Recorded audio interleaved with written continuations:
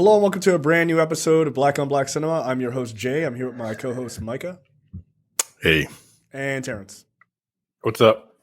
All right, guys, we're back. Unfortunately, Tiara is not with us this week again. I promise she's still around. She's still around. We talked to her. She's still out there in the world.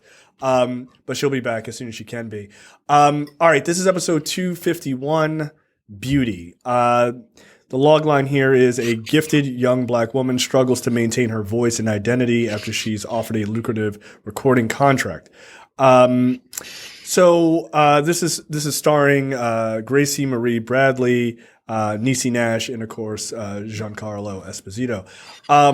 This is available on Netflix if you want to follow along and watch it. I recommend that you do so you know what's going on. So let's just get right into it. I'll go first. None of us had seen this ahead of time. I thought this movie was fine. I was not particularly blown away by the story necessarily. I did like some of the sort of like cut-ins with, classic R&B black women singers and stuff like that. I thought that was kind of nice. The story is fine. Performances by her parents, I thought were fine. I did not think the lead was convincing. Good. I guess she's supposed to be like young and naive, sort of. But I wasn't particularly impressed by the performance. Yeah, it's fine. I don't ever need to see this again. I was hoping this was going to dig in more into, like, what does it mean to be sort of a regular person picked and thrown into Hollywood, and like, what does that do to a person? Like, what's the dynamic between like your home life or your regular life and sort of being thrust into the spotlight? But we never got there. Like, that was the weird thing, is like there was all this building till the end and we never got there. So it was a bit weird, and that was pretty disappointing for me. Sharon Stone is in this movie. I don't really see for what. Like, in the trailer, it's kind of made out that she's going to be a character that's going to sort of drive a lot of sort of the like negative angles of the movie. She's not even in it enough to sort of drive any major narratives. I thought it was a cool concept, but a largely a miss. So I thought it was fine. I'll go to Micah next. By the time this movie ended, I was waiting to exhale, and then I finally did. Shoop a doop. This movie's incredibly disappointing.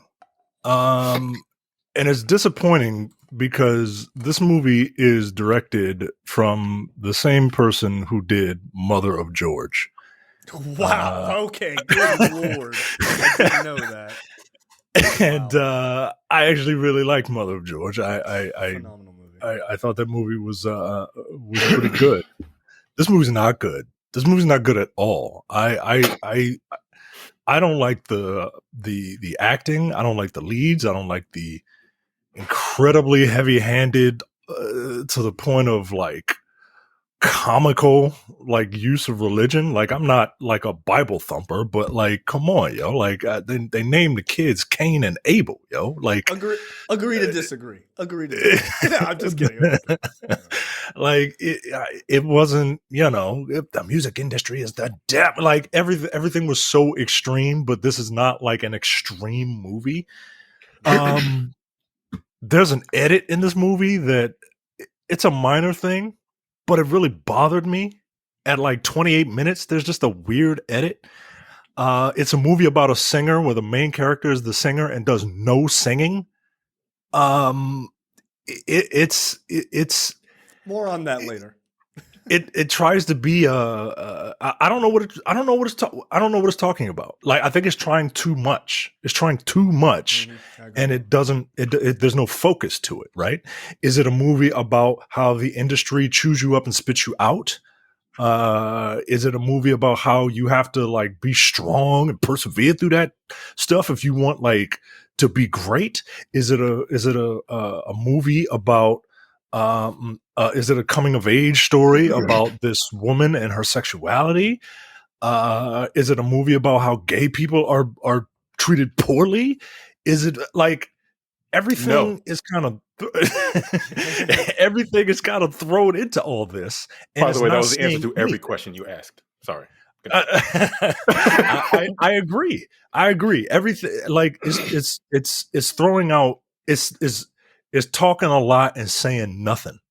Agreed. And this movie is a bit of a huge disappointment.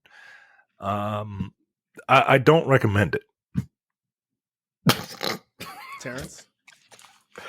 I don't know what else to say. I don't know what I would say that Micah hasn't already said. This movie sucks, yo.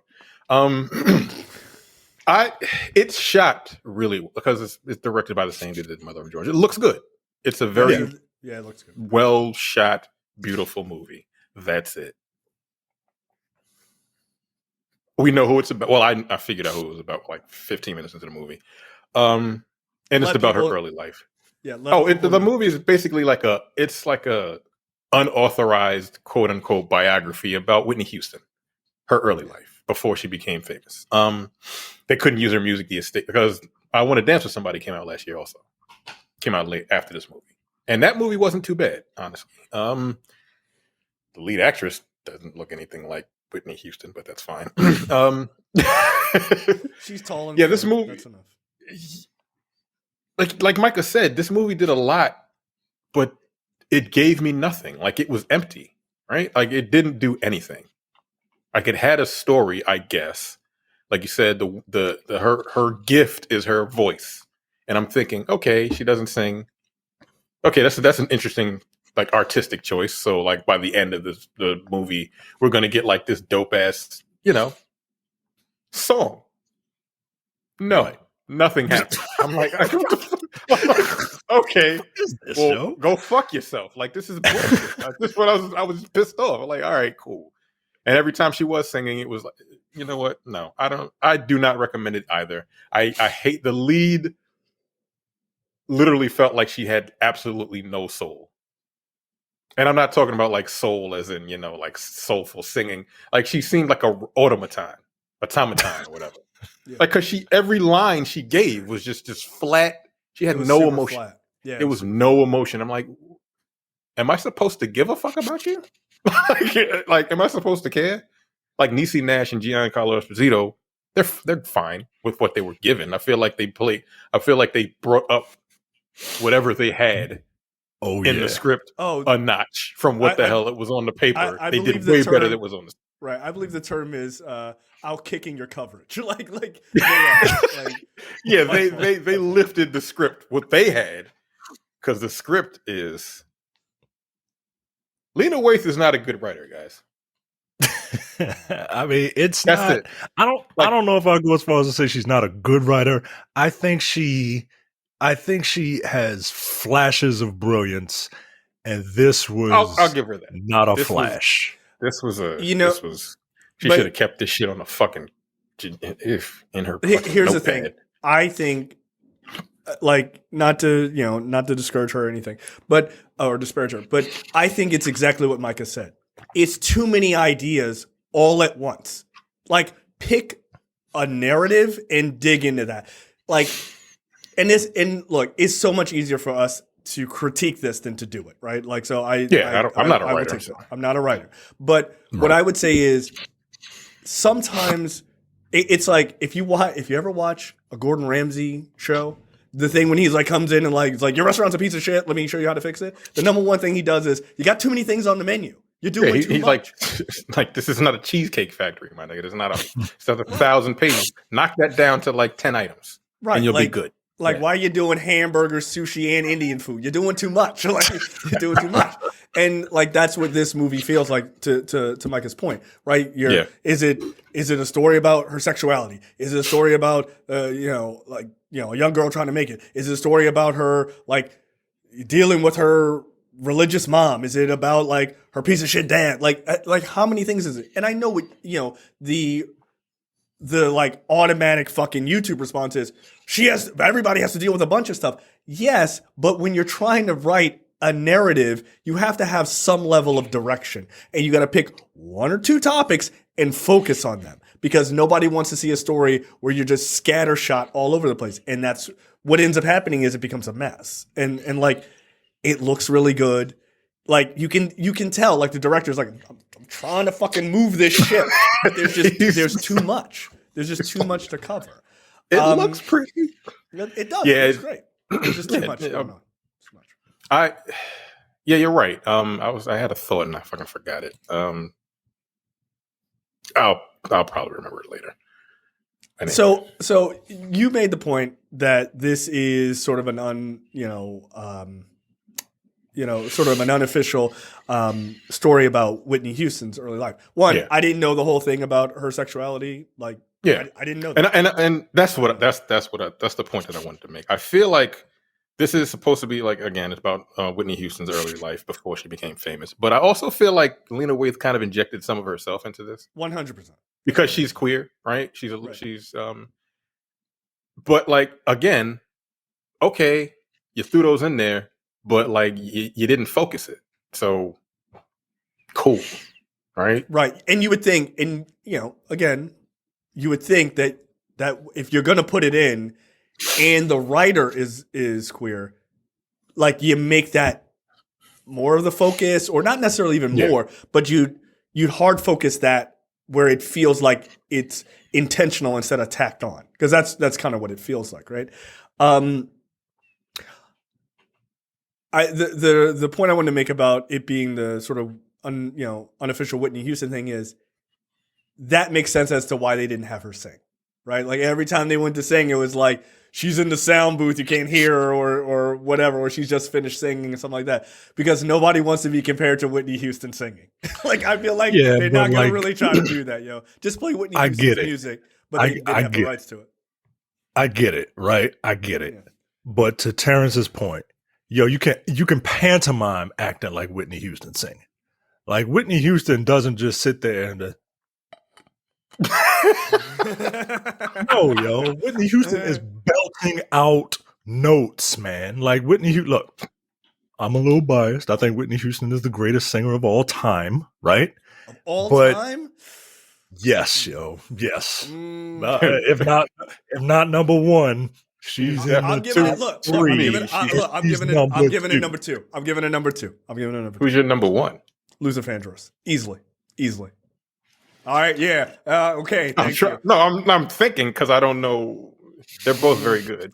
I mean, they're both very good. Look. If you're gonna argue, Luther's number two, she's number one, I got no problem with that. Like, no. You got to put at least the two of them at the top. At least the two. What Patti LaBelle? She in the top. She in the top 5, top 3. I don't know what. Aretha Franklin. Yeah, I mean that would maybe be the only person I would put ahead of Whitney Houston. Maybe Aretha Franklin. Maybe. Right, and I only put Whitney Houston. I only put Whitney Houston above her because she is the era of music that I listened to. Right? Yeah, that's fair. It's recency bias, right? You have to. Right. I'll fully acknowledge that. But look, as long as those like 4 or 5 people are in the conversation, that's fine. I don't hear nothing from nobody that came out since I left high school. Get the fuck out of here, right? Like no. Put SZA up there, knock it off. Nothing wrong with SZA. I'm just saying a new artist. I disagree. I hate her voice, but that's just that's you. That's just me. I can't listen to her music. It drives me crazy. Anyway, I know people are gonna be like, "Fuck you, nigga," but that's fine. It's cool. Anyway, so yeah, look, I think we all have the sentiment that this is a very disappointing movie. And they also couldn't get her music. Fine. They couldn't get her music, so she wouldn't be able to sing any Whitney Houston songs. So that's another reason.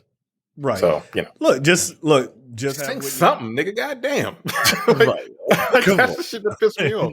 And there's something about this great singer, and you won't even all right, like lip sync something, Like, come on, man. Like, do what every other movie does, and do what Disney did when they wanted Jonathan Taylor Thomas to sing, and hire a black person to do it. Right, exactly. What the fuck? Yeah. What's his name? Damn, Jason Weaver. Yeah. Who's the singer? He's still getting paid off of that. So his mom was smart. She's like, I ain't taking that $1 million. Knock it off. I need a percentage. Smartest move she ever made. All right, so let's get into this film.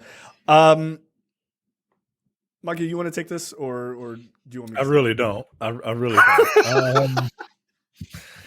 So, God damn it! This movie kind of opens up with the main character Beauty, which.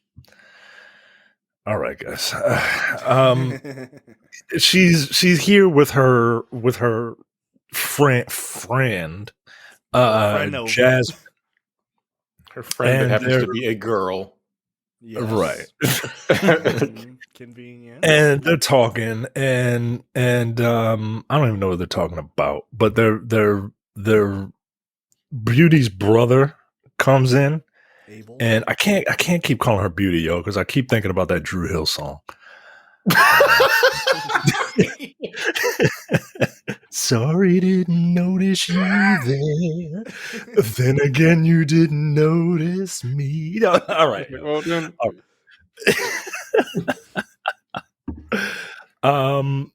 And we're just kind of getting introduced to these characters. Okay. So just quickly in this moment, one, this looks great, right? Like it just visually looks great. I find the relationship between I think this is Cain or is it Abel? Yeah, that's Abel. Abel and his sister, and his sister's girlfriend, very weird. Like just weird. I didn't know at first that like that was her brother. I was like, what is happening? Like, is this like a trio situation? Like, what is going on? It was just like very weird. And then I don't really understand.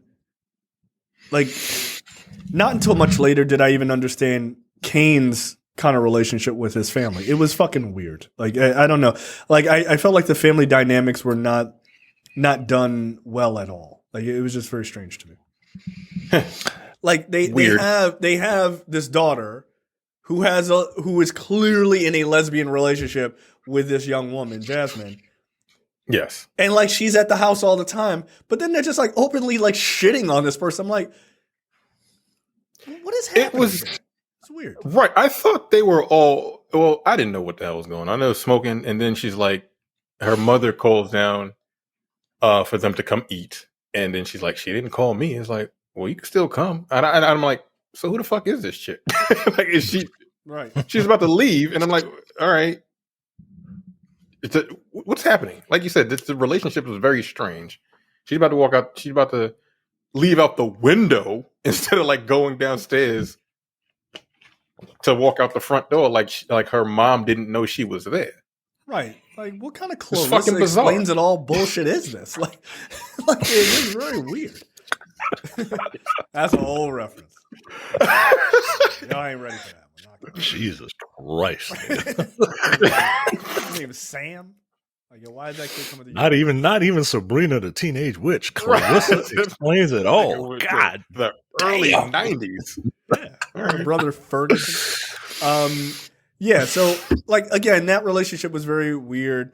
And then Cain comes in, and we also see Giancarlo Esposito, who feels like he feels like, okay, he's the dad, but he feels like this nigga don't live there.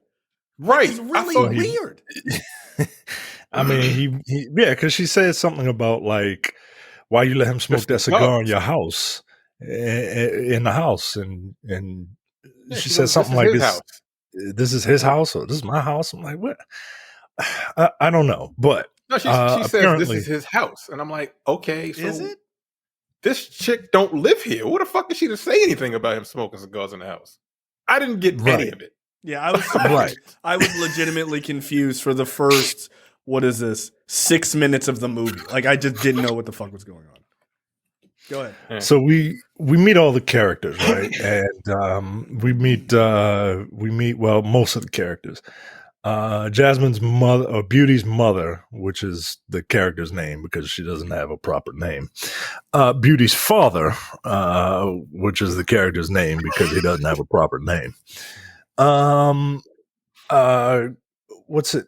Abel and Jasmine, and then eventually Cain comes in, And I'm like, these niggas are named. Halfway through the movie, I'm like, these niggas are named Cain and Abel. They're gonna fight, right? Like, because like, bam, right on the head, right? Like they're gonna fight. If you will. Yeah. And the way this movie is structured, it's very there's clips of random people singing, which I guess is supposed to be like, you know, to show all the inspiration for that Beauty has in terms of her singing ability. Right. We get to a family dinner, and this is where like the characters kind of really get fleshed out. Beauty is about to sign a like a record contract or something, and the mother, who was a singer, does Sissy not Houston. want this to happen. Fuck it, just call them just Whitney and Sissy. Fuck it. This is irritating. No, I'm not gonna do that. I have too much respect for Whitney Houston to refer to this character as that. So Niecy Nash is you know, she's very much like in the church, and she's like super hyper religious, and she's just like, the record industry is the devil and it'll kill you, and don't, you know, you're not ready. And Beauty is like, no, I'm ready. I'm good. I'm ready. I'm sure I'm ready.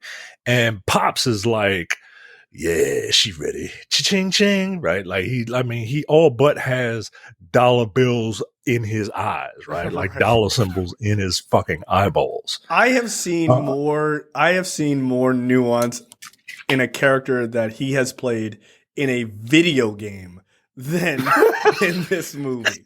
Like, he is utterly a super villain. He is a super villain, because later in the movie, in the hospital, I was like, okay, we gotta relax. Like Lee Daniels has more tact in scenes. Yeah, I mean, he's I don't know if Lena Waithe is an atheist. I'm willing to venture a guess that this character named the father, who doesn't appreciate his, you know, daughter's sexual preferences, and orders Cain to murder someone. Get rid of her. Like, get rid of and when her. And when he doesn't, what? He's disappointed, right? Like, that's the whole Cain and Abel story, right? Like, God favored Abel over Cain, but like, this father doesn't like Abel either.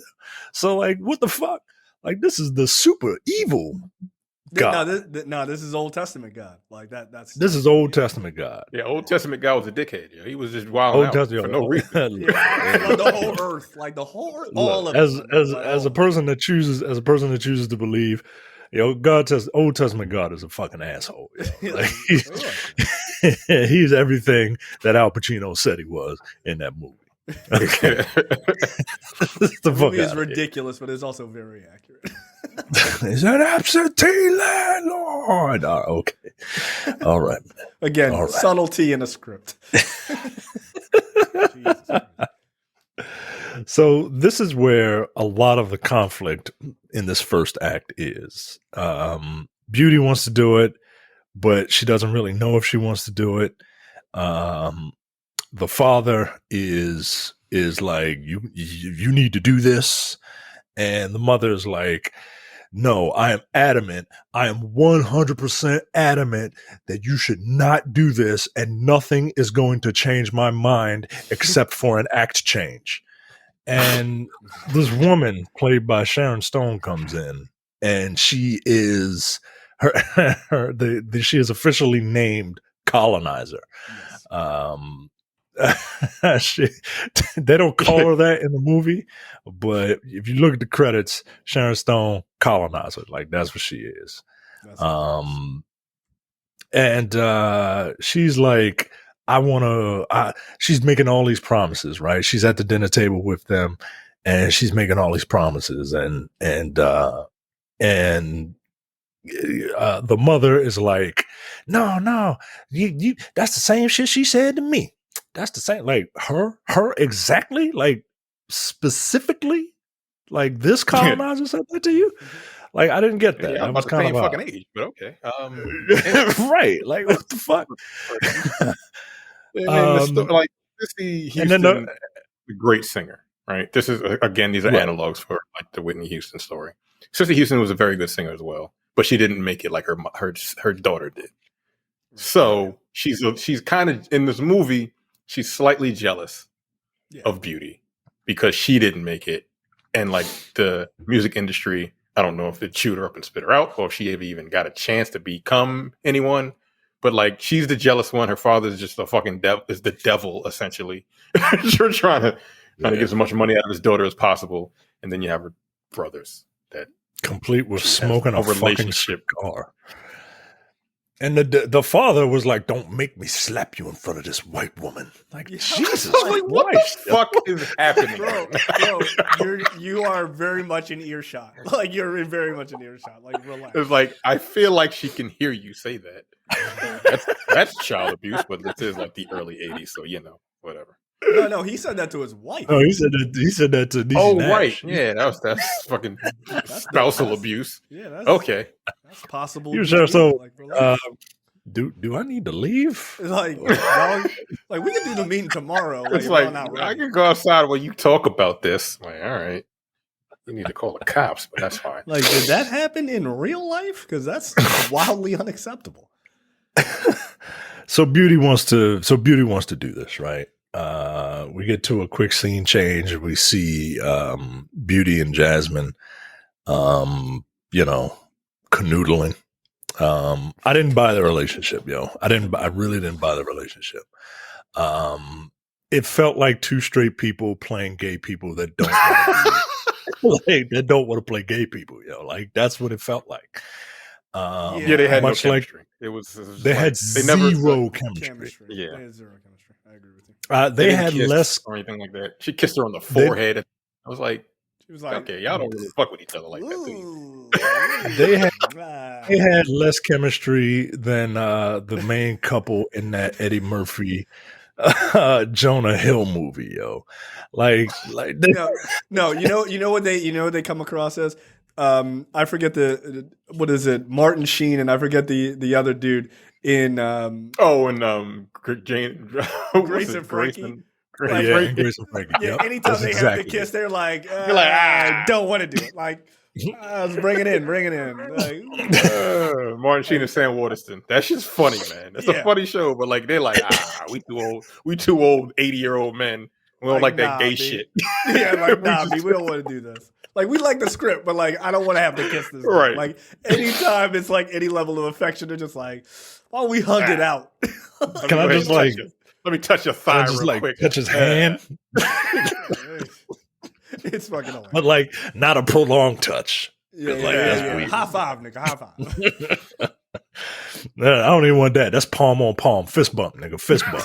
Fist bump. It's like, we're 80 years old. Like, but they're fun. I didn't buy like any level of chemistry. And look, again, the lead is to Terrence's point, like she's like an automaton, like she's just reading the lines with little to no emotion. Now, in fairness, if we look at Whitney Houston's acting abilities, that's not that crazy. So I mean, she wasn't that fucking bad. Yo, come on. Nah, she ain't this bad, yo.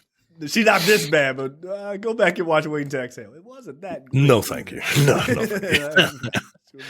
Like at least, but that's what I'm saying. At least she tried to put some stank on it, right? She was fine in The Preacher's Wife. Oh, the one she tried to fuck a ghost? Yeah. Sorry, an angel. She tried to cheat on her husband with a mythical character. But yeah, okay. Whatever. Yeah, she wasn't bad in that. That's fair. Okay, now we find Beauty and her father. Beauty and the father are in a car driving somewhere. Who knows where? But anywhere. He's like, go anywhere.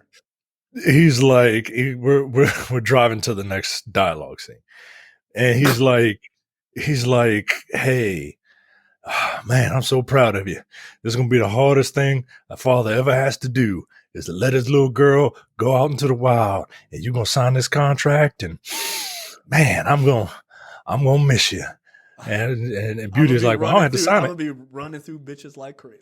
And Beauty's like, I don't have to sign the contract, Daddy. He was like, what? Yeah, he switches all the time. This shit is like, hilarious. what the fuck? Don't be saying that shit. That's that gay bitch, isn't it? No, you signing that shit. Fuck that gay bitch. I mean, that's not a command, right? Don't fuck that gay bitch, right? But like, no. Yo, his turn was so fucking wild. It's so hard and like it was like it might as well have illuminated the scene in red. Like it couldn't have been a bigger change. It was crazy. And look, Giancarlo is an excellent fucking actor, and he can bring a line and he can deliver it with like, especially when he has to be like a really villainous character and do extremely well.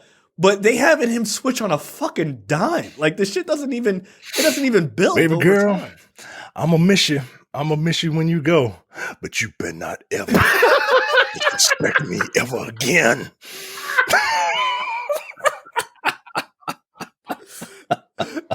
That's exactly right, yo. That's exactly right. Like, yo, like what the fuck is happening in this scene? It's just really weird. Yo, he became fucking Satan. Like, I'm like, yo, my nigga, this is too much, man. Because again, like he's angry, but like I don't care. Because you haven't given me anything. You haven't given me no stakes. Yeah, she's going to sign the contract. Of course she's going to sign the contract. And he's just a piece of shit. That's it. He's just an asshole. Right. Like why he's an asshole, I don't know. Like, does he live in the house? I don't know. Maybe he does. Clearly he does. Who knows? Like, what would have been a better move, I think, is to establish him as a seemingly good guy. And then over time, like, you kind of get like moments of him, like in the background of him, just like kind of, you know, like with a sly kind of look or something like that, right? Or kind of underhanded things when she's not around, and then later on you get that moment in the hospital, and you're like, there he really is, right? Like in this vulnerable moment, he shows you who he really is. He never got any of that. He just goes super villain like off the jump, and then he's like careening back and forth to like, oh, I'm just a regular guy. It doesn't work. It doesn't make sense. So, quick scene of Beauty and Jasmine in a gay bar, and some guy comes over and is like, "Hey, you want some drugs?" Or no, he's like, "Hey, you want some beers?" Right? And he's like, "It's on the house," and Jasmine's like, "How come you'll never give me no free shit?" And he's like, "Cause she prettier than you." Like, God damn, man. Like, yeah, what the fuck? Jesus rough. Christ. Like, look, she got her full MC Light shit. She got the MC Light haircut. Leave that woman alone. Like, it ain't right. Yeah, yo, get the fuck out of here with all that shit, man. And then we see another singer who was, I guess, an inspiration to this character. And then we cut again. We cut again, yo. Like, this movie is literally all over the place. We cut again. First of all, it was daytime in the in the car with the father, and then we're in this bar. Now, I don't go to bars a lot, but are bars usually open in the daytime? Some are. You're drunk. Yeah, Some are. I can't imagine that this particular bar with this very blue like tint to it on the inside was open during the day, right? Like the freaks come out at night, right? Like and anybody going to a bar is a freak. Yeah, anybody going to a bar is a freak to me. Clean that shit up. Hey, clean that up real quick, nigga. He's a professional. Yeah, we have no idea whether it was daytime or nighttime in the bar. Who knows? Right. And then we cut to a church where she just finished singing. How can we just missed it, guys. We just missed it. She sung the last note and it smash cut to the church. I was like, oh, so is she gonna? Okay, she's like, I do it again. I'll do it again, and then nothing. Okay, I'm getting a little tired of it now. At this point, I'm like, all right, go fuck yourself. I'm getting real tired of it. When is she gonna sing? For real? Like you can't make a musical bio. You can't make a movie about somebody signing a contract to sing and they don't fucking sing. You know? Okay, I'll allow me to be a little kind to this movie. This will be one of the first and last times. If you do the singing, that tends to be the focus, and people tend to focus on whether it's good or not. And if you're trying to just tell the story about how the industry or the potential to sing affects the person, I can understand keeping it out. Now, knowing that it is a, unauthorized Whitney Houston biography of sorts, and they don't have the rights, like it makes sense why they wouldn't have her sing. But I could see an argument that not showing her actually singing keeps you focused on the story. Now the problem with the story is that the story sucks. Right? Like, I'm gonna skip to the very. I'll give it a slight pass on that. Is that maybe that's what they were trying to do because they did not have the musical rights to it. So here's the thing. And I understand what you're saying, but I'm going to skip to the very end of the movie. Well, we're still going to do it, but at the very end, she's about to go out to sing No Place Like Home. It's a small world after all, or some bullshit. Is that what it was? What's the Judy Garland song that she sings in Wizard of Oz? I can't remember. Whatever that song is, she goes out to sing that, and that's whatever fictional host show. In real life, she goes, like Whitney Houston went out to sing Home on the Merv Griffin show. She could have sung this song because it's not a Whitney Houston song. No. They were like, fuck that. And if you haven't seen that performance, it's fucking amazing. Like every time I watch that shit, gives me goosebumps. But it's an amazing performance. But like that's what this performance was. Her singing Home on the Merv Griffin show in like 83 or some shit like that. It was fucking crazy. But she could have sung it at the very end, at the very least. So I understand what you're saying, but at the very end, she could have sung that fucking song. And that shit is just like, nope, fuck you, nigga. It's like, all right. I'm the greatest singer of all time. Ain't nobody can sing better. I was so fucking pissed when that shit ended. Wasn't it? Is it Over the Rainbow? Wasn't that the song? Yeah, Somewhere Over the Rainbow. Somewhere Over the Rainbow. Right. That's what she was going to sing on that. And okay, yeah, she could have sung that. They could have got somebody to sing that song at the very least. Yeah, just get somebody else to sing it because I mean I don't think this woman's a singer, and that's okay. Yeah, like, right. It's fine if you're not a singer, but like if your character is the greatest singer of all time, and she is saying that in the movie, like I want to hear you sing, right? Yeah. Like I don't know, man. I don't know. We cut to a scene of Beauty and the mother in the kitchen. And the mother is giving her like warnings, like, look, I was never in the spotlight, right? But like I've been close enough to see the spotlight burn people, man. And you got to be careful and this, that, and the other. And I don't think you're ready. And Beauty's just feeling herself. She's like, well, you just jealous. Like, you couldn't make it. You couldn't hack it. And then the mother is just like, bam.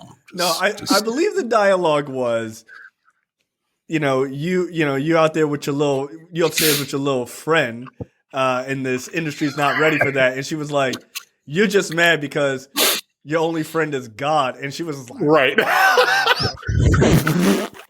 One.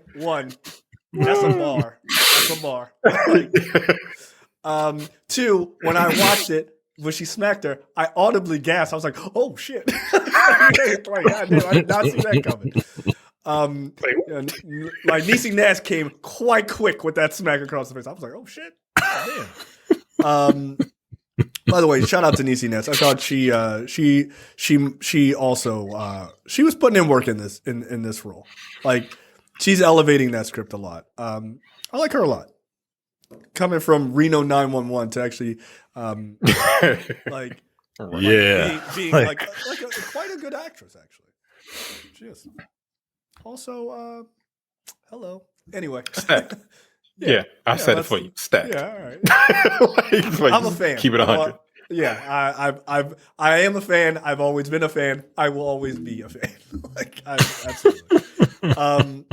But yeah, she wasn't fucking around. Like don't say that shit. Like that was a wild statement.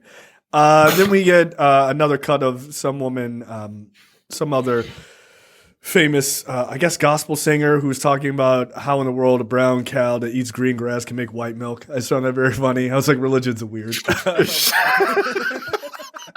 I was like, all right, I don't like gospel music. That's all I said. Right. Yeah, that doesn't make sense, Jay. That doesn't make sense, Jay. But throwing a camel through the eye of a needle, that makes sense. That wording makes sense. Look. Sure. In the words of Bill Burr, a bearded baby walking across a lake. I don't get it. Yeah, so we cut to her after the smack, the second most famous smack in recent history. She goes over to Jasmine's house, and Jasmine's mother, I guess, is downstairs, and she's just like, oh, like, you all right? And I guess she's explaining, because you don't really hear them talking. I guess she's explaining what happened. And then she goes upstairs to see Jasmine, who is just... She just kind of walked into this house like she lives there. I was like, that's weird. Yeah. But all right. Yeah. Again, I mean, I guess they have this very well-established relationship, right? But again, I find it weird that her family is constantly shitting on that relationship and shitting on Jasmine, yet she's at her house all the time. It's just like right in her face. I'm like, okay, like, so weird. It's like, I feel like they're shitting on her, but they're way more accepting than I thought that I think they probably would have been. It's an odd fucking choice, Right, like they know, progressive for friends. Right. Oh, you had your little friend sleeping over in the bed. I'm like, but you also know that this is a lesbian relationship. Like, what are we doing here? Like, it's very weird.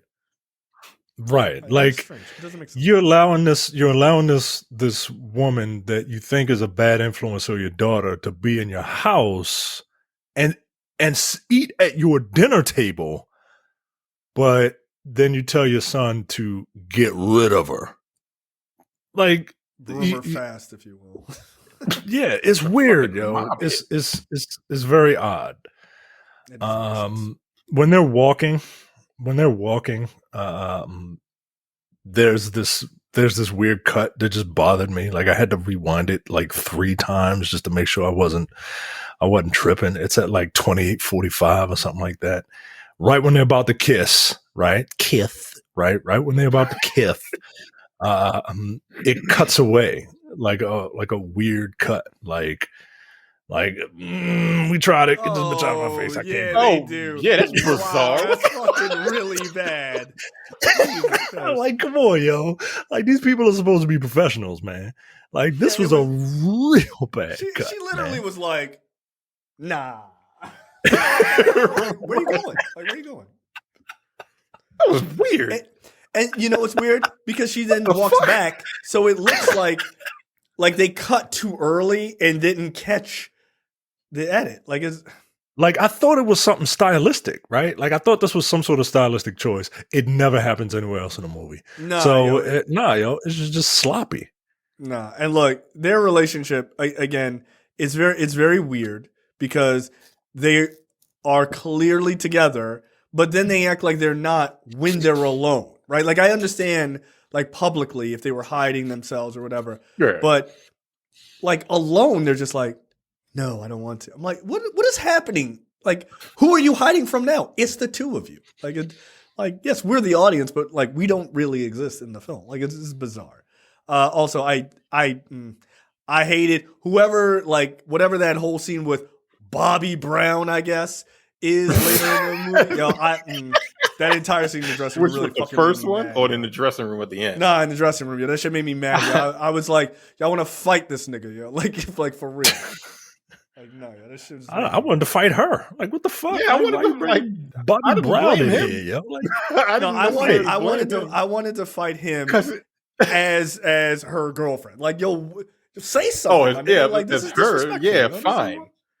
Yeah, that seemed really bothered the shit out of me. I did not like the way it was written at all. It didn't make sense for any of the characters in that room. Well, Also, it doesn't make your main character look good. Like, it didn't even make sense. Anyway, we'll get to right. it. And if this is an analog for Whitney Houston, it doesn't make sense at the time for this time period. Well, it's the timing that the chronological order is way off, but like it does make sense because it makes sense, but not right like chronologically. Yeah, she didn't meet this nigga in the fucking in the green room on the Merv Griffin show back in '83. I think it was in New Edition. Yeah, very weird. But yeah, that's a fucking wild cut. Yeah, that's a super wild. I was so pissed, I was so pissed because I'm watching this movie and I'm like, wait, what? Like, I had to rewind that shit 3 times just to make sure I wasn't going crazy, yo. Nah, man. I think at this point I was paying like half attention, so I didn't notice. Yeah, I think that's. I was already like, damn it was on. Yeah, at that point when I realized that this was a cut, I picked up my phone and started half paying. I was pissed, yo. I was like, how much time is left on this thing? An hour. God damn. So we get a couple of like lingering shots that like look good if they were like just like photographic stills, but like this is a movie. Yeah. This is a movie, so like right. There's a shot of them two just like holding each other, and then Donna Summer's "I Feel Love" comes on. I'm like, no, y'all don't. Y'all don't like each other. Like, what the fuck you talking about? That's bullshit. But okay, cool. You got it. None of this makes any sense. Then we go to church. We see a couple more images of like her sitting in front of the TV watching people sing. This movie, I swear, this movie could have been like 45 minutes. We go into 1:30. Sure. Right. That's the other thing. This movie needed to be 2 hours long to like flesh some of the characters out. To be honest with you, yeah, right. I don't know if I'd have made it. We're in church, and in church you get a couple of scenes of her in the studio, like intercut with this like with the worst part of church for me, which is the praise and worship. And I hate it, yo. I hate it. No, the point. The point is to hear the lecture, right? The point is to hear the lecture. Worship Jesus Christ or God. No, the point is to I don't remember. Which one is it that you praise? The level of derision in your voice when you said that was fucking wild. So praise Jesus Christ. I forgot which one it is that you praise in church. I haven't been in a very long time. Is it Jesus or is it God? Which one is it? Was it both? Well, it's both, but Jesus, God. Right? So what? It's there's God, right, and then there's Jesus, but people refer to Jesus as God because he is the Son of God, and he's not. I don't like the praise and worship part. I skip it. Skip it. When you walk out to take a water break, you don't. No, I do this with the iPad. Yeah. I turn it off, and I come back 20 minutes later because it's 20 minutes, yo. Is that the, 20 minutes. Wait, is that the like God. Go handshake your neighbor type of shit? Isn't that part? Like they sing it up, and you're like, it's multiple. I'm happy to see you, and like all that. Like, isn't that turn to your neighbor and say, "I am somebody." Wait, that's something different. I don't do that shit either. I don't do that shit either. Don't tell me what to do. That's why I didn't join the military. I don't like people telling me what to do. I respect the military. I would have went in it if people didn't tell me what to do. Like, I don't respond to people. That's kind of one big purpose. They're like, what are you talking about? Hey. Mike is not really for blind loyalty. Anyway, back to church. So here's the thing. Here's a little thing I thought was weird. Like they're in church, right? I feel like I know what you're about to say. But and okay. There's 2 moments, right? They're in church. The reverend comes out of the pulpit and he's like, "How you doing, sister?" And everybody's singing. Like the whole church is like doing their thing. And he looks right at Niecy Nash. He's like, "I see you, sister. Got your pearls on." I was like, I think this reverend is trying to fuck her mom, yo. Like for real. He gave her I'm trying to see you later type of shit. like if you watch it, it's like 31 minutes. No, it was very weird. She was wearing a green dress which stood out in the crowd a lot. Like she stood the fuck out in that crowd. I'm like, okay, well, this is weird. Then the Reverend, I thought he was gay at first, and then he just started he just looked like he was gay. I don't know how someone can look gay, but y'all know what I mean. But then he goes to flirt with her in the middle of church. Right. And then there's a shot of a Jesus. woman's titties at one point. Like there's a shot of a woman's titties. Like, she has a pink dress on with black polka dots or some shit. Like it's just a shot of titties. Like it's weird. I'm like, I don't no face, just an undershot of titty. Like it was weird, right? But then we catch Beauty's father checking a woman out at church, and this nigga literally pulls his glasses and I'm like, God damn. Again, like a super villain. Like, come on, man. Good Lord. No subtlety at all. Zero. I was like, yo, nigga, your wife is standing right there. He was like, it was like a Budweiser commercial, oh shit. It was wide. Yeah, it's super strange. But yeah, the Reverend is literally I fucking her mom, and then Giancarlo is literally I fucking some he other sees woman in it. the church. He sees it. The husband sees it. Yeah, he sees it. And he's like, all right. And then he just stares at this chick's ass. Yeah. Literally. And I'm like, okay. I don't know. Do they have an open relationship? I don't know. Maybe, maybe Sissy Houston was she was out there. Yeah, I mean, he there's multiple scenes of him just gawking at her mom. It's fucking wild. And then him oh shit. He really does. He takes his glasses off. Right. He's like yeah, it's a wild moment. I guess maybe they're trying to point out this could be Lena Waithe not so subtly pointing out the hypocrisy of religion of how they pretend that they're so holier than thou. Meanwhile, the Reverend is trying to fuck the main character's mom. The dad is trying to fuck another woman in church. Yeah, I mean maybe that's what it is, but it is not subtle. It is at least to me it came off as being very obvious. So it was fucking ridiculous. I was like, it was this silly. Whole movie, I'm like, where is this going? The entire time I'm watching, I'm like, where the fuck is this going? Because I don't know. I know the story, but I don't know where this is going. And then it went nowhere. Yeah, and then by the way, she goes right up to the front too, to give her tithing or whatever. So yeah, it's wild. It's wild. I don't do that either. Oh well, No, neither. We know you cheap. I mean, they 10% of your income. 10% of your income. 10% of your income. 10% of your income every week. Wait, what?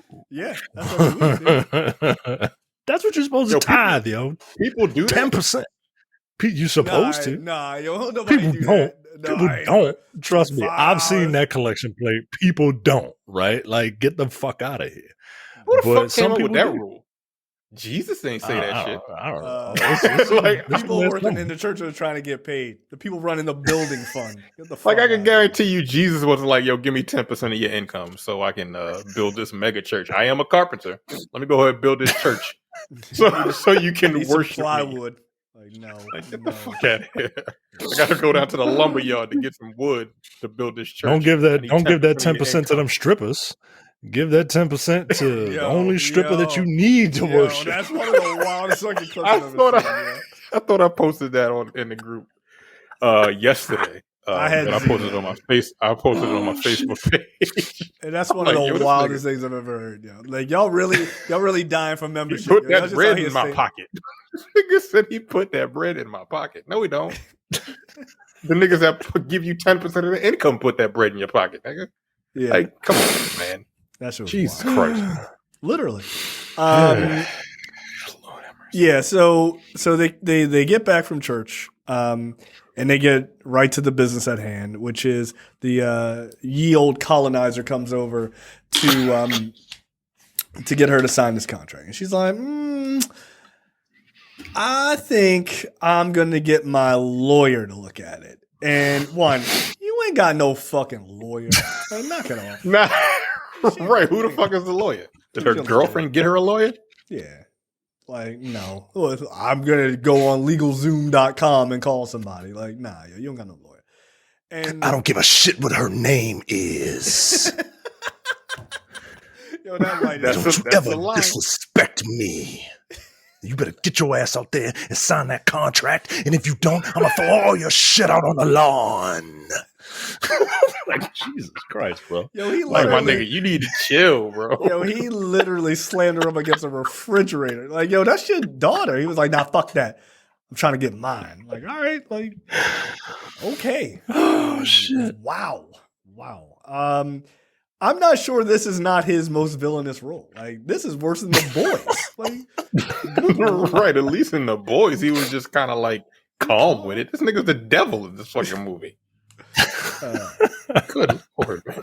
Yeah. I never Tyler thought I'd Perry. see the day that Tyler my- Perry needs to write a role for Giancarlo Esposito. Like, just go over the top, yo. Like, just go over the top. So she's like, I don't know if I want to sign it, and then like cut to, yeah, I'm gonna go ahead and sign this. And then everybody's happy because they about to get paid, y'all.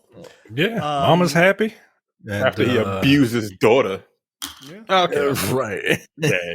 Like, I'd be like, cool, I'll sign it, but how old is she supposed to be at this point? That's the other thing. I don't know how the fuck old she is. I mean, I guess. Yeah, I I mean, don't know. Late teens? I guess 18, 19. I mean, I don't see any no scenes her going to high school.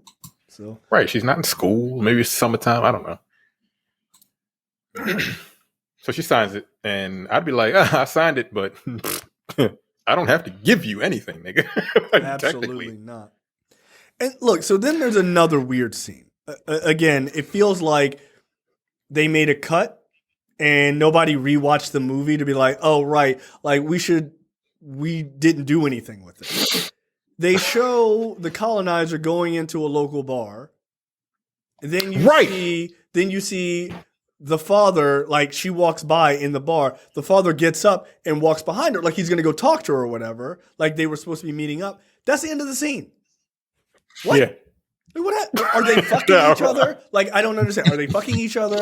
Like, is that like a secret thing? Again, this would have been one of those things if you had built that he was a good guy, but then he's like going behind her back and like doing all these dastardly things, and then it's revealed that he's a piece of shit. That would make sense. That scene isn't it. The scene ends. There's nothing that happens. Yeah. Why? Like, did you guys cut the movie and then just like not like we got it. Like, we don't need to rewatch it again. Like, why is the scene in the movie? What the fuck is it here for? Because it's very weird. We get a quick scene of Beauty talking with her mother. She's like, hey, Mama, are you happy for me? And she's like, I'm happy for you. And she's like, bitch, no, you're not. No, you ain't. But like, First that's she your said she mother. can't find You know what I Jasmine, mean? right? This is Right, she what can't she's like, find I Jasmine. can't find Jasmine. She's like, what you mean you can't find her? Like, I called her 3 times and her mother told me she ain't home. All right. And then she's like, are you Like, happy? all right, well, I'm like, are you happy, mommy? I'm not a In the fan of a dead grown ass. voice. I'm not a fan of a grown ass adult calling people mommy and daddy. Like, you're too old for that. I don't have a problem with that. Nah, you're Like, like damn near 30 I mean, if it years is your old, if it's your parents, fine. Like Mommy? if it's like a pet name, ew, no. ew, gross. No, I don't like that. That's gross. No, That's incest. Nah, yo, don't That's like, gross. oh, give it to me, daddy. I don't need that. No, like that don't get my dick hard to Give me- pretend to be your father. That shit's weird. You mean the panties your mother laid out for you? What the fuck?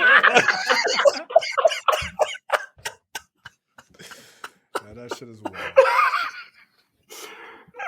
weird. Body talk? It's like, what? Fucking- So the scene is odd. It starts off with the father just berating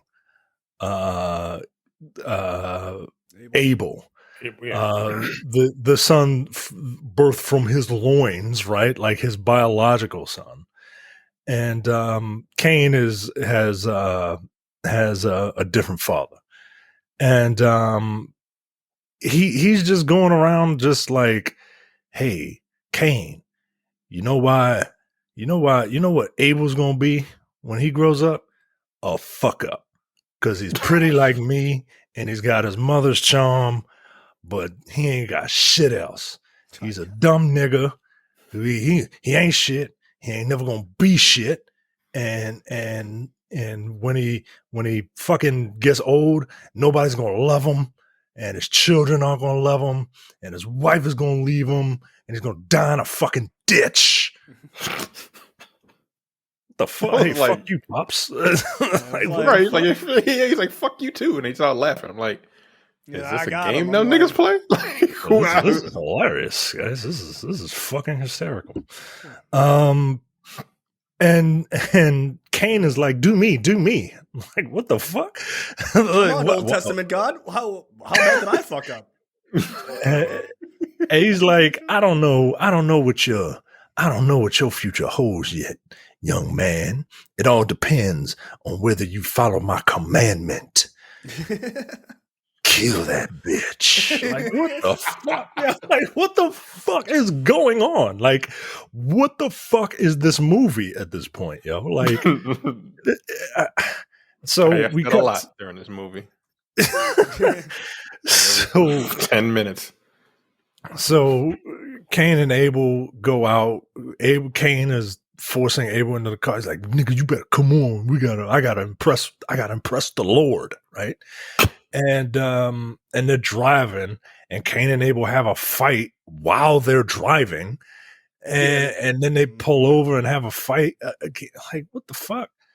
And then because Abel doesn't want to murder someone. What an asshole! And then I don't know if there was some sort of symbolism here at the end of the fight where you know how like actual fights are between like amateurs, right? Like you fight for like 2 minutes, and then like because you're not a professional athlete, you're winded, you're gassed, you're tired. and now the two of them are splayed out. I didn't know if there was any significance to that, but it doesn't matter because we have some randomness interjected. We cut to the bar, which is called Sinners, and all right, wow. Oh, I didn't even realize the name of the fucking bar. And you know, Jasmine's in there by herself, and a guy comes over and he's like, "Hey, you want some drugs?" And she's like, "Nah, I don't do drugs, nigga. I'm a dare kid, right?" And he's like, "Well, your girl does drugs, right?" Maybe you says, give "I don't do her drugs. That's her thing. That's Beauty's thing, right?" And yeah, like you know, because he gave her drugs in the other scene, gave her drinks, and he slid her some I guess it was cocaine. Yeah. Because this is Whitney Houston. I mean, that seems accurate too. I mean, yeah.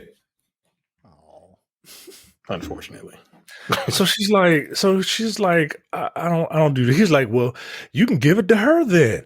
It'll be a gift. Like, nigga, that ain't no fucking gift. What the fuck? He's like, well, it's a gift from you. You're clearly not a dope fiend, so you don't know that. Speaking from a point it'll be a gift if you give it to her. All you got to do is come around back in the dark alley where there are no witnesses, and I'll give you the cocaine that you don't want. Like, I don't know, man. This isn't my this ain't my first day on Earth, my nigga. Like, come on, yo. And she even walked around the corner. She's like, "What's going on over here? Like, it seems odd." This seems like an odd place to get some cocaine. And this is, and you know, it is, you do not see it. It is implied that she is raped. Now, look, man, this is not something. Yeah, and beaten. Look, man, this is not something that you fuck around with. All right, like if you're gonna put a scene in a movie like this, in any movie, it's got to mean something. You know what I mean? Right. Like, what was the point? What was the point of this, man?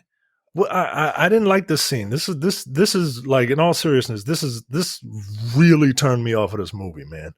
Because I don't like, if you have scenes like that, all right, fine, right? I guess, but like they better be it better be a fucking focal point of the story, Right. and it's not, and it's just it feels superfluous. And just because you didn't show it, like anyone with a brain can know what is going on. I didn't like this, man. I'm curious, why did you think it was a rape scene?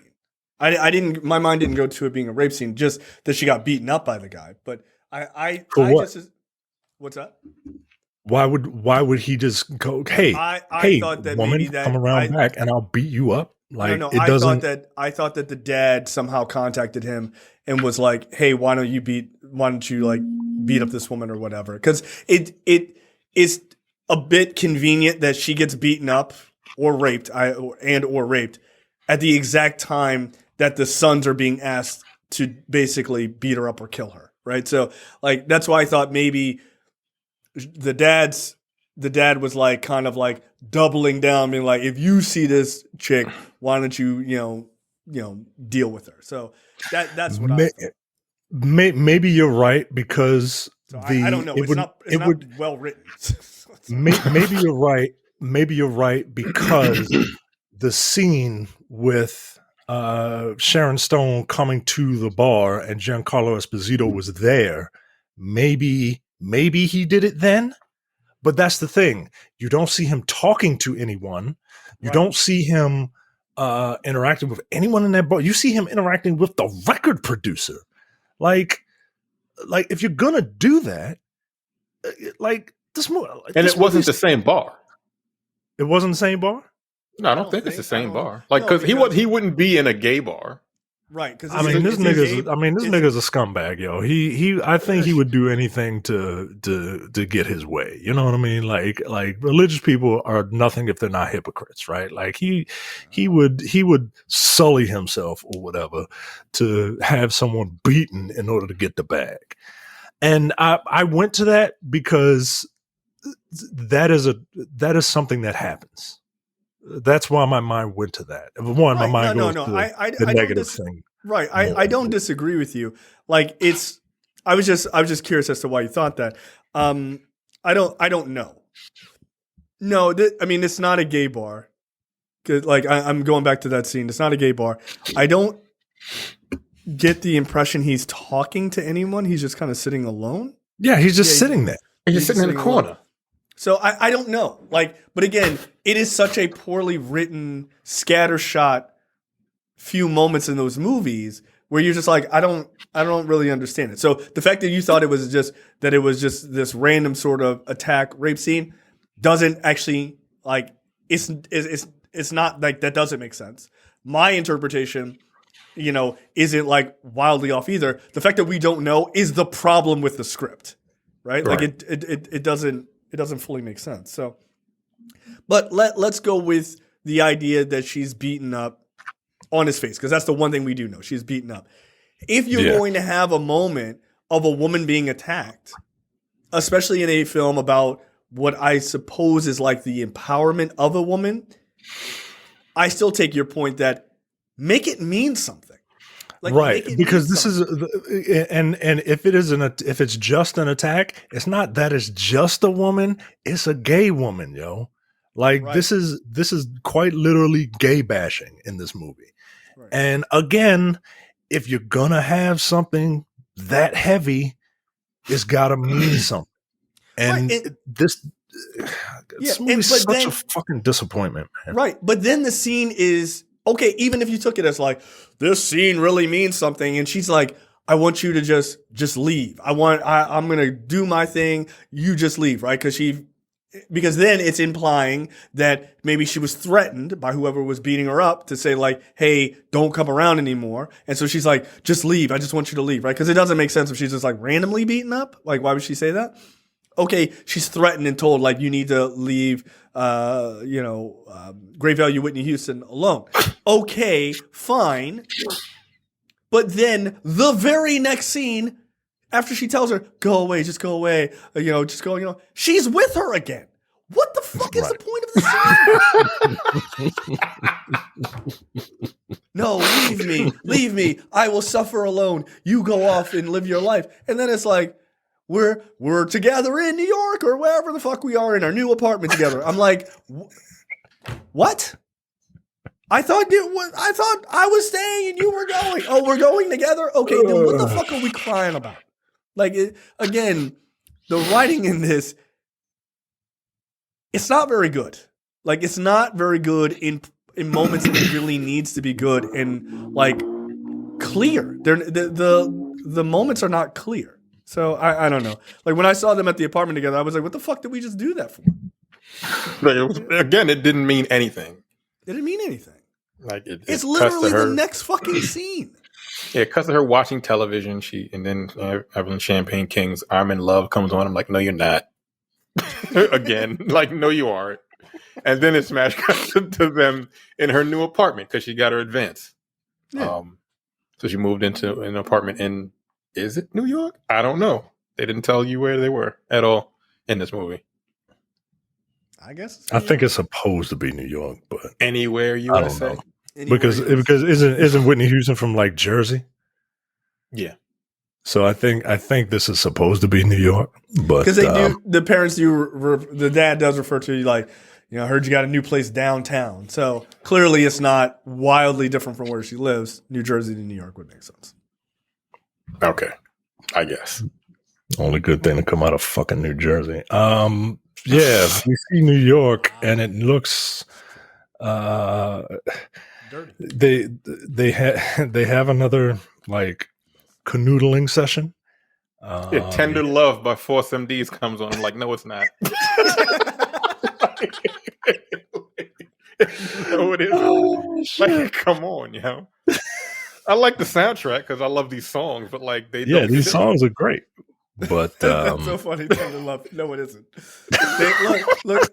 Again. If you're gonna make a movie with a character who is queer, two characters who are queer, and they are in their private moments listening to Tender Love, you would think that maybe they would kiss each other, but I don't know. It's weird that they're not. It's very fucking weird. And I'm not trying to say like, yeah, do it. Yeah, do let me it. see them like, two chicks kiss. They're like, right, no, like if you're in love with someone, you know, you might want to give them a peck on the cheek at the least. Yeah. They're just looking at each other nose to nose. I'm like, all right, like, this is why bizarre. y'all giving each other a bunch of Eskimo kisses? You're goddamn adults. Put your tongue in her mouth and knock it off. Come on. And then she's just like, and then it's a beautiful shot, but it's very weird of like her laying on the floor and, them sort of sitting on the floor together. And again, it's like, that's supposed to be intimate, but like, we've never seen them have an ounce of what I would argue is like private intimacy, right? I don't need you like going at it. I don't need to like scissoring or whatever dumb shit. Like, I don't need that. But like, dude, just doing Eskimo kisses is fucking weird. Like, that's weird. Come on, man. Everyone's the love of your life. Good God. Oh man. They're treating each other like a mother treats a newborn baby. Yo. Like, it's odd, yo. Like, I don't know. It's odd. It's super strange. Beauty is with the colonizer record producer, and she's training her on how to answer questions like a white girl.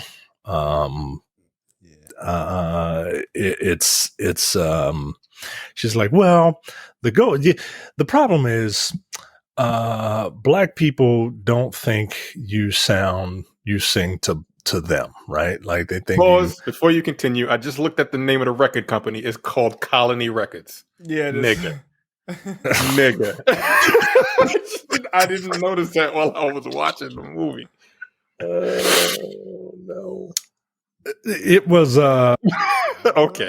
I didn't notice that. Cool. Sorry. So the woman is like, hey, black people don't like you because you sound, too white or whatever, which was a critique that Whitney Houston got when she black folks was like, she's too pop. She wasn't soulful enough, right? So right. She's like, and the colonizer at Colony Records fucking and their symbol is like the world, right? Like, because that's what we want to do. We want to call Take it all over. Like, I get it. Damn, dude. She's like, hey, we gotta get we gotta get the black people first and maintain, but at the same time, make sure white people listen to you, because like that's where all the money is. And if you want to be a star, right, like this is what you got to do. So let's go back to all these prepared questions that we have, and you just don't give the answer that you want to give. Give the answer that I tell you to give. And then they're doing a makeover and, makeover session to give her a look. She's like, oh, I like my hair like this. And the colonizer's like, yeah. Try the long flowing hair. And she's like, but it seemed really bothered me. It seemed really bothered me. I want my hair to be natural. Okay, but like try the long flowing hair. Yeah. Because like little black girls want long flowing hair. So try the long flowing hair. It was like, you bitch. Look, I got to tell you, and it's going to make people mad. Look, my mom showed me a fucking video today of this little black girl, like natural hair just out, and it's just fucking long, right? And there are comments from black women. This girl is 8 years old. This comments from black women saying she needs to have a perm. I'm like, oh, she's 8. Yeah, I thought we were done with that. I thought we were done. I'm not even on some like everybody should have the same hairstyle or whatever. Like, do you hate your own hair so much that you think a young black girl should change her hair, put damaging chemicals in their hair to change her hair to be straight? Like, that shit is wild to me. And that's not saying that's all black women or anything. I'm not saying that at all. I just think it's crazy that those particular black women would say shit like that. Like, that's just you're right. Like we still do that here in 2023. People wear wigs to make their hair look like it's natural, which is wild to me. I'm like, isn't that missing the whole fucking point of this shit? Like, that's crazy. Look, I don't have any hair on my head, so like I live in a giant glass house. What the fuck can I say? But I just found that to be disheartening as fuck. I'm like, nah, that's her hair. And that's how it grows out of your fucking head. What the fuck you wanted to do? Put chemicals in your hair. Fuck your head up. Like, because I got some insecurities. Like, don't do that. Like, we all go through shit. I get it. But, like, you're supposed to, like, the next generation, you're supposed to try to correct those things. Like, you're not supposed to double down on this shit. I thought we were done with the times of, like, telling someone's 8-year-old, an 8-year-old to get her hair permed. Because it's just out. I think it's sad. I really do. I think it's sad. I just, you're beautiful the way you are, yo. Like, you're just beautiful the way you are. You don't have to change that shit. Like, you don't. Oh, you got certain type of hair, but you're beautiful the way you are, yo. Like, you are. Like, this shit is crazy to me. But like, it's weird because like you see a lot of people in church with like wigs and shit, right? Yeah. And like they say you were created in God's image, right? Why are you changing it? So you're basically saying God made a mistake, right? Yeah, don't listen to the white man over God. That's all I'm saying. Like, you got like your church wig on with your church hats and shit like that. They think the problem is like a lot of us still believe in white God, right? A lot of us still believe in white God. And as we all know, white God has silken brown hair. That nigga was he was getting a pressing curl every week.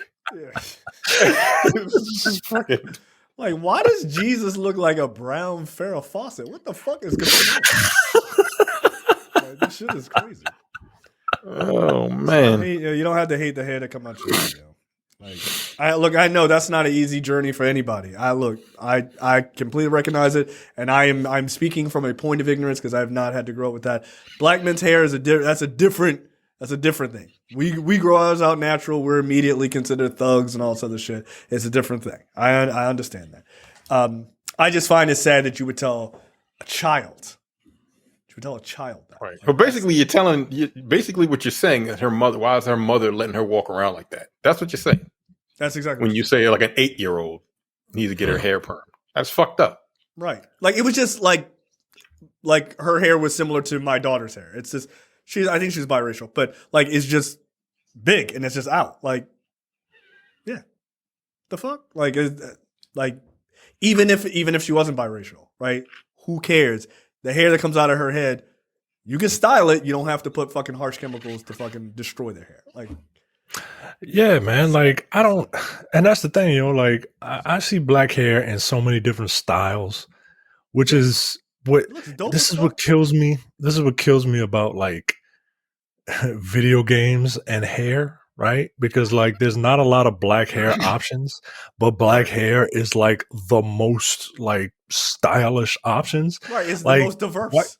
White hair is like long, short, mohawk, ponytail, right? Like that's it. There's not a lot they can do with it. Ponytail is just long, pulled together. Like they don't even pulled together. Right. Like that's not a style. Right, that's not a style, yo. You can't get Afro puffs with white hair, yo. Like I don't want to see that. Don't do that. I start seeing white women with fucking. I might like let me touch your hair and cut that shit off. Get the fuck out! Like, don't do that, yo. Don't do that. I don't want to see white women with fucking with Afro puffs. No, I hate when white people have take dreads, everything. You take everything. Hate when white people have dreads. White people with dreads. First of all, you look dirty, right? Yeah. Like I don't know what it is, right? But like, black people with dreads looks fine. White people with dreads looks dirty to me. Like you just. You look like Pigpen from the Peanuts grown up. You know? Like it just, I just see flies flying around your hair, man. Like I hate it. I hate it. I don't even watch women's MMA because they put braids in their hair because they're not trying to get dragged around the ring. That's why. But yeah, it's no. I think it's sad. I think it's sad. But look, I'm not in the bit. Apparently, some of us hate all women because we said Jada Pinkett Smith isn't the greatest fucking person of all time last week. So God forbid we have this conversation. But I'll just say that, wow, Jada Pinkett's alopecia looks really great all of a sudden. Anyway, it's amazing how it's not really a thing anymore. Weird. I know what you're thinking. Surely, Jay, that's a wig. Really? Her eyebrows grow back too? Okay. All right. Sure. Mm-hmm.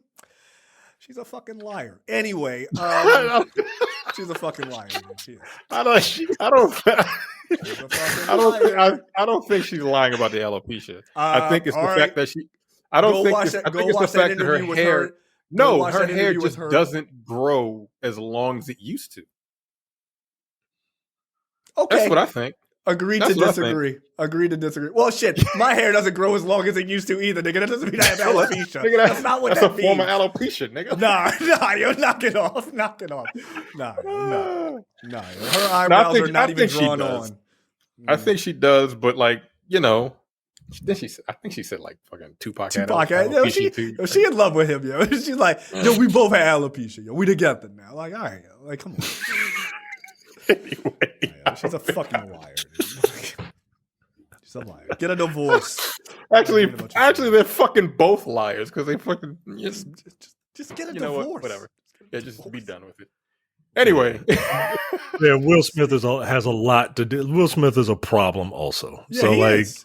Like, relax. We're not here like, oh no, it's all her. No, they're both fucked up. Yeah, they both have fucking issues, yo. Yeah. Anyway, you know what? I don't want to talk about this anymore. I'm tired of it, yo. I'm really tired of it.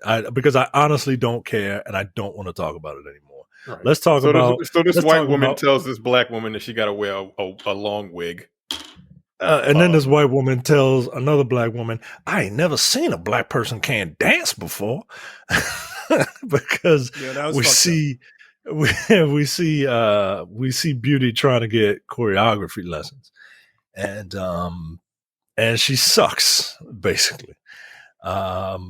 It was really fucking bad. I haven't seen Dancing That Bad since October 25th, 2015. And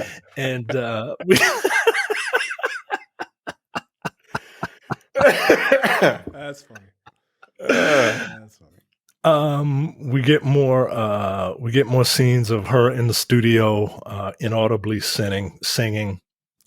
They're like, you know what? She's singing secular music, so she is sinning. Oh, You know, there you go.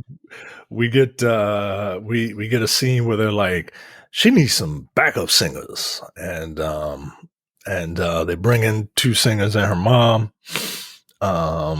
to lay down some background vocals. There's a lot of just like scenes, right? Like scenes that just don't amount to anything.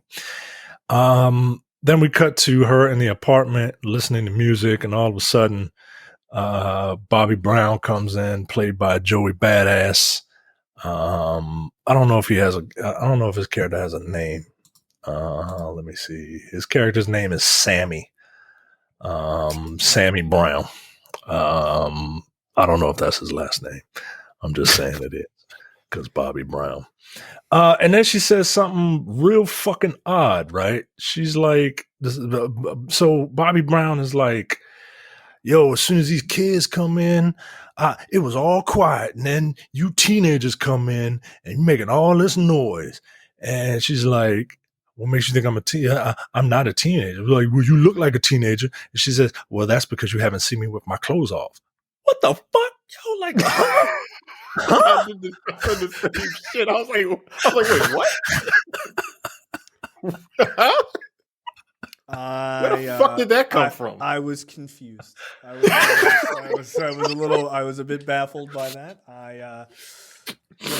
And he was like, what? He was a bit baffled too. He was like, right? He's like, I was like, nah, yo, this is a trap, yo. Get the fuck out of here. Chris Hansen is behind that door. Yeah, get the fuck out of my face. I'm trying to get Bobby and or Sammy the fuck out of here. He was like, no, shut that music off, please. And just walked away. Tell your mother I said good night. No. Yeah, and then she comes back in and Jasmine's like, oh, who was that? And she's like, oh, it was a guy down the hall. She's like, did you cuss him out? She's like, no, I didn't cuss him out. Well, you always ready to cuss somebody out. Okay. That was the end of the scene. Is she? What the fuck was the point of that line of dialogue? Like, where was that leading? We haven't seen it doesn't describe the character, right? It doesn't describe the character, right? It doesn't like the character is not ready to cuss people out. I don't know. Also, I don't know how much time has passed. They don't do a very good job of telling you how much time has passed because everything still looks like it's out of the late 70s. And I'm assuming that this is like the early 80s or whatever. At this point, it's 1985, yo. Like, that's what I'm saying. Like, I could never tell. But listen, like, 10 to Love came out in 85. So yes, it's 1985, but like you don't know what the fuck. Like if you didn't know when the song came out, you have no fucking clue. Right. It looks like the 70s, but like then again, the 80s and the 70s weren't too far off as far as the late 70s into the early 80s. Yeah. They're very similar in look. Well, so they're at a pool for some reason taking pictures, and all of a sudden, Kane comes up and is like, "Hey, Daddy's in the hospital. He needs to see you." And like he comes in, he creeps in. Like I thought, oh, he about to finish the mission, right? Like he about to he about to follow through with God's commandment, right?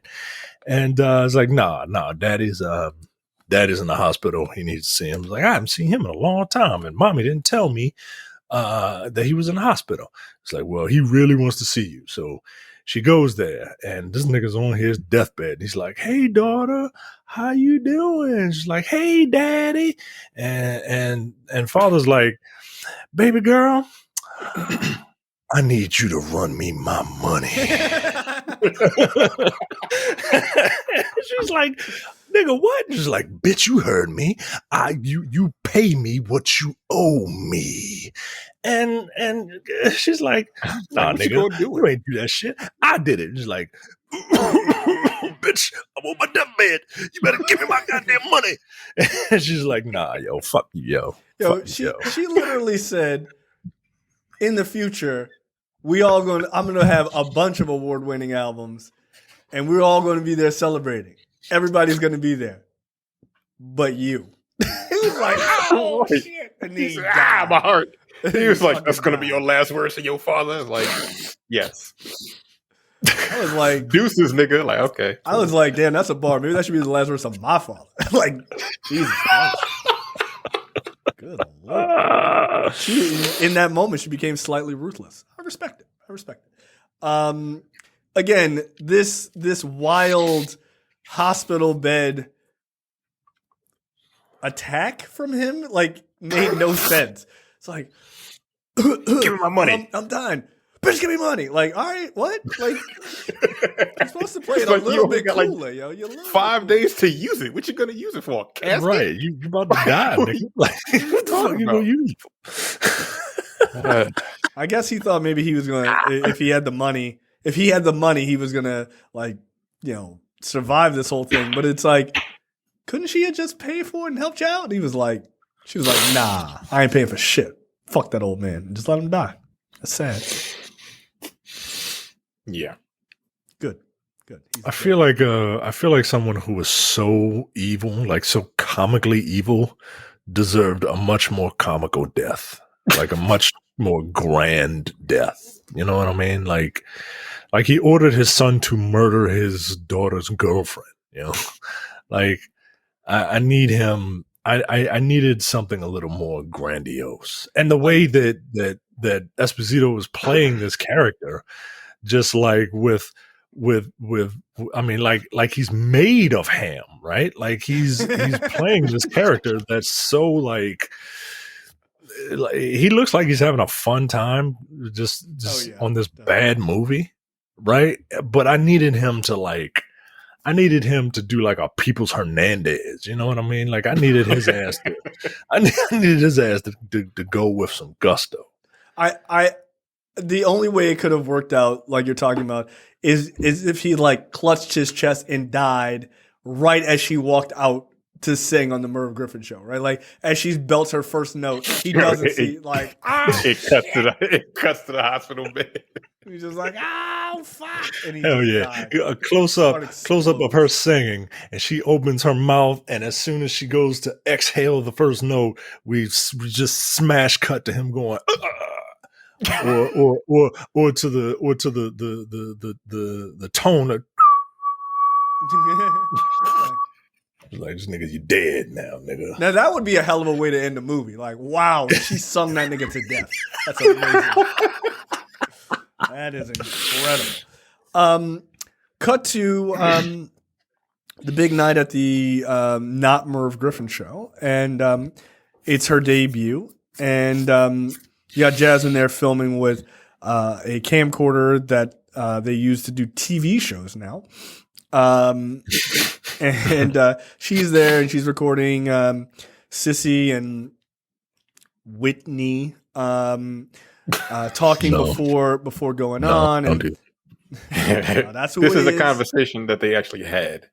Is it real? Yeah, with they saying she's like the band is playing too slow. They need to speed it up, or it's going to sound weird when you come out there to sing. This is like almost a word for word conversation they had. Oh, that's cool. That's backstage. Cool. No, it's not. It's not worthy of this movie. No, it isn't. This is a perfect representation of the Whitney Houston story as I've seen it. This is canon for me. Everything that happens in this. This is what happened in her life. So they're all there. She's there, and then Sissy goes out and like helps the band or whatever know how to play right. And then Sammy comes, and this might be one of the most disrespectful scenes I've ever seen in a movie in my entire life. I hated it. I hated every bit of it. It pissed me off. Like I felt like it is a classic thing in a movie where people just don't communicate. Faux Whitney is just being a real piece of shit to her girlfriend, Jasmine. Yeah, I don't want to see MC Light meet Bobby Brown in this movie. Yo. Like, it doesn't bother me. Yo. I don't like it. It was odd. Like he comes in, he's like, "What's he doing?" He's like, "I invited him." I'm like, "All right, Why? why does this nigga giving you fucking flowers? What are we doing right now?" And she's just sitting there like, "Okay, all right, this is cool, I guess." It was strange. Shit. Like he's like negging her like before the performance, like nobody can sing better than me. Like we'll see. Like no, I didn't like this. Like I didn't like it. I don't think he's being a piece of shit because what the fuck did he say to him when he came to her door? You ain't see me naked yet, like. Huh. Yeah, okay. This nigga is just like at this point he trying to make something happen because he knows he can make something happen because she said, "Do you want to see me naked?"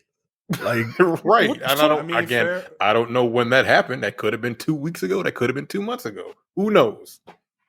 Yo, this left a real bad taste in my mouth. And now that I know that this is based on fucking Whitney Houston, like, nah, yo, no, I don't want to. No, this ain't happen. This ain't happen. Get the fuck out of here. I'm sure it did not happen. This ain't bizarre. Get the fuck out of here. But this makes me hate. This is not the way I wanted to. I would want to end a movie with me just disliking my main character. I don't know, man. The whole I guess it's supposed to show that. I guess it's supposed to show that like the industry has changed her or whatever. But I don't buy it. I don't see it. It doesn't make any sense. Like it didn't. Right. She didn't change. Like all she did was like, oh, here's a guy, right? And then like you have 2 scenes with this man, and the industry. She was like, we don't want to see like the world isn't ready to see a woman with another woman. Fine, we understand that this is the 80s, whatever. But for her to just be like an asshole at the very end of the movie, like you don't like the main character. Yeah, I hated the scene. She's kind of a bitch. And like, why would you do that to your girlfriend, yo? That's fucked up. Like, if you say, hey, I'm breaking up with you or whatever, and I met this guy, like, okay, she's bisexual, whatever. Like, that is least, I mean, like, we all know who Bobby Brown is, right? Bobby Brown's an incredibly charming person at the time, blah, blah, blah. Like, that all makes sense.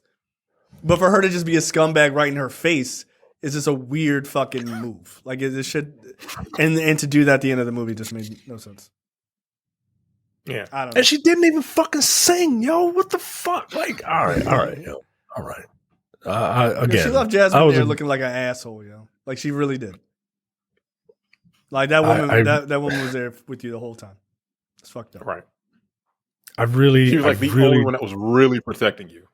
Yeah, right. The whole fucking movie. The one told you, hey, maybe you should get a lawyer, right? Maybe you should like do this and maybe you should do that. Like, nah, yo. Mm-mm. Oh, look, there's a scene of them kissing. It's like a weird flashback, like fake scene. Like at the end, they were just like, maybe this happened. I don't know. Yeah, I was like, that's weird. Not real. They realized they were like, guys, okay, we really, really have to get you to kiss one time. All right. Is it in the contract? And look, you shouldn't have to kiss if you don't want to kiss. But like, if you require kissing, maybe find someone who's willing to do it. You know, or just don't do it. Like and just let it be weird throughout the entire movie. Like at this point, you kiss at the end. I'm like, well, no, that's weird. Right. Yeah, that's weird. Because you haven't kissed. All right, yo. All right. Like I know I'm getting hung up on like little shit, but like this whole movie is just nothing but little shits, and it's and I don't like it, and I'm very disappointed, and I'm even more disappointed knowing that it's about loosely based on the greatest singer of all time. Look, and look, I'm gonna tell you something else that fuck this movie. I forgot to mention earlier. It really kind of pissed me off, and I didn't appreciate it. And look, I'm not saying this is a movie thing. I just didn't like that this character said this shit. As a black person, it just made me mad. Like, the colonizer mentions like she's taught. I think it's the end or earlier on where she's like, she's got the singing ability of so and so. She's got the personality of blah blah blah, like all these famous black women. And then she says she has the beauty of Lena, referring to Lena Horne. And I was like, you're only picking Lena Horne because Lena Horne was mad light. Like that shit like made me so mad. I was like, Whitney Houston isn't even light. She's brown. Like come on, like that shit really, really bothered me. I was like, I don't care for racism. I don't care for it. Like, and that was just a thing that stuck out to me. Like, really, really bothered me. Really bothered me. This movie is not great. It's not. Yeah, she walks out of the green room. She walks towards the stage, and she has these weird flashbacks of things that didn't happen in the movie. She walks out on stage, and it's smash cuts to woman. Yeah. Right. Smash cuts to the ending. It smash cuts to black, and then Beauty pops up. And we don't hear her sing a goddamn word. Not a single note, not nan note through this whole fucking movie. And yeah, I didn't like this movie. It's not a good movie. It's not. It isn't. It's just like a bunch of fucking little vignettes smashed together. That's it. And they don't make any sense. Like, it's just whatever, man. Disappointment. Let me ask you a question.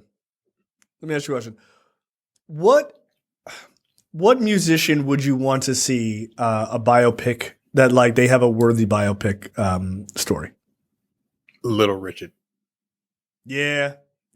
I did. There's a documentary out about him. Came out. He deserves one.